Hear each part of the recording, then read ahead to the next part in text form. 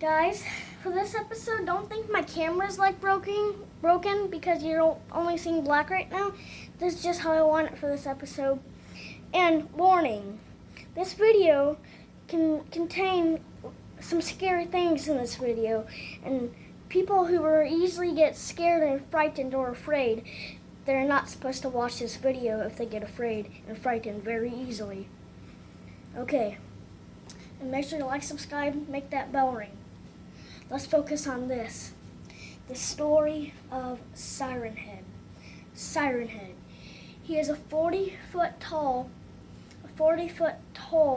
pole that has two sirens on top of his head. His flesh, you may ask, you're probably thinking, his flesh. They're like rusty metal, and there's blood. Easily that looks like scabs all over his body, but his flesh, it's just covered with dry blood, and he has a 40-foot tall monster, a very divine beast. And don't think I said divine beast from Zelda Breath of the Wild. He's a divine beast that is a 40-foot tall guy, an evil monster. He has two sirens on top of his head, and in the sirens on top of his head, there's a tongue with teeth and a mouth, so he can speak the words of humans. So, let's discover the story about how they found Siren Head. One day, his wife and his husband were out on a trip to Chicago. They were seeking out graveyards when they're driving in the car, and they see a big old telephone pole. They go up to the telephone pole, and right when they get close to it, they hear a sound. They hear it speaking the words of humans, like a radio would say. And so, they got a little creeped out when they saw it because it kind of looked a little bloody. And so, as they went back to the car, something happened. They heard a giant footstep go right into the ground. They turn back. They see the telephone pole, and they go back to investigate. And once they investigate, they look in the ground, and there's a big footstep. And, sorry, I just had to pause for a second. And Siren Head, he has really long legs and glorified dried bones. And his arms and hands are going all the way down to the ground where his feet are.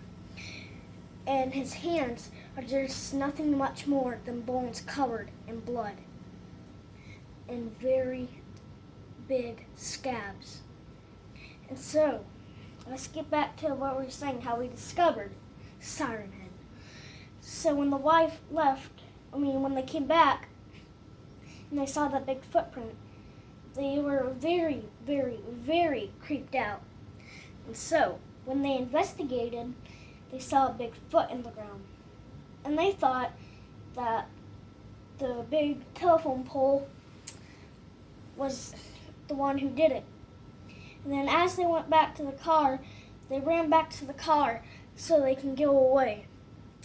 But before they know, Siren Head, they see him move, and they immediately drive off. But what they see is a little pink ball. And as the pink ball, it forms into a giant Siren Head. And they're all chasing after the car. And one of the Siren Heads fall right onto the car, smashed. The scabs and blood spreads all over the car. And the husband and the wife did not live. But there's a neighbor. They came to investigate, and they saw that it's true. The legend is true. They saw on a news report that there was this guy named Siren Head, and they immediately pulled out a shotgun, shot a Siren Head, shot one of the Siren's head microphone off the top. And when that happened, the other siren head that fell on top of the car fell right onto the shotgun and broke it. And then the siren head that had the microphone that blew off immediately whacked the neighbors and shot them right over the fence. And there's nothing much more than a glorified pancake. And if you guys enjoyed this video and the story about Siren Head, thank you for watching. And make sure to share this video if you liked it. And peace out.